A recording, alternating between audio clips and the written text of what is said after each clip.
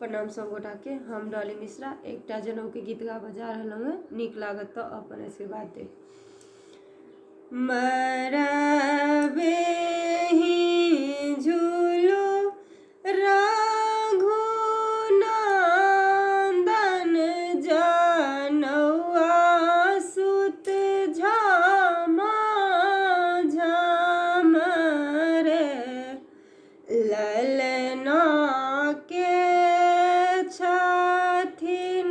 मरबा के मालिक मरबा छबाओत रे ललना के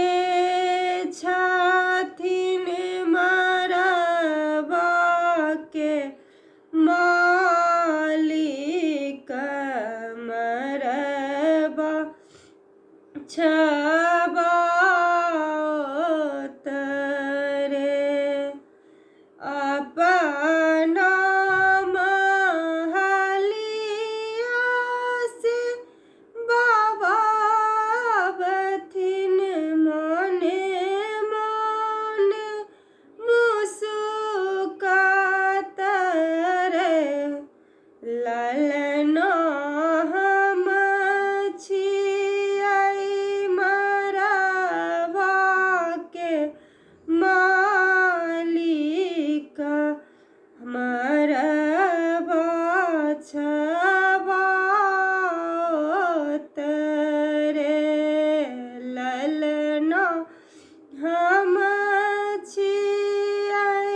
मरबा के मालिक हमहि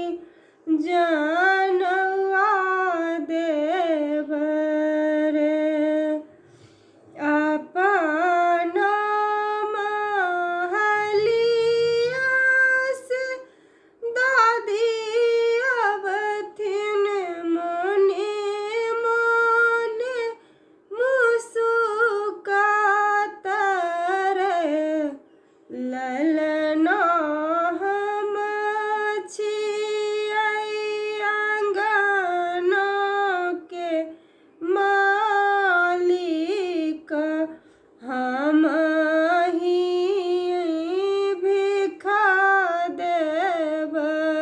रे ललना हम छियै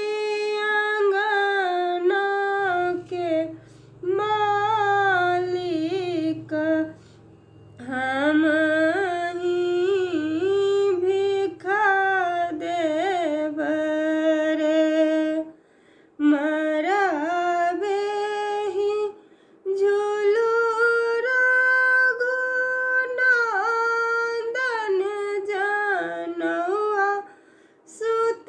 झमा झम रे ललना के छथिन मरबा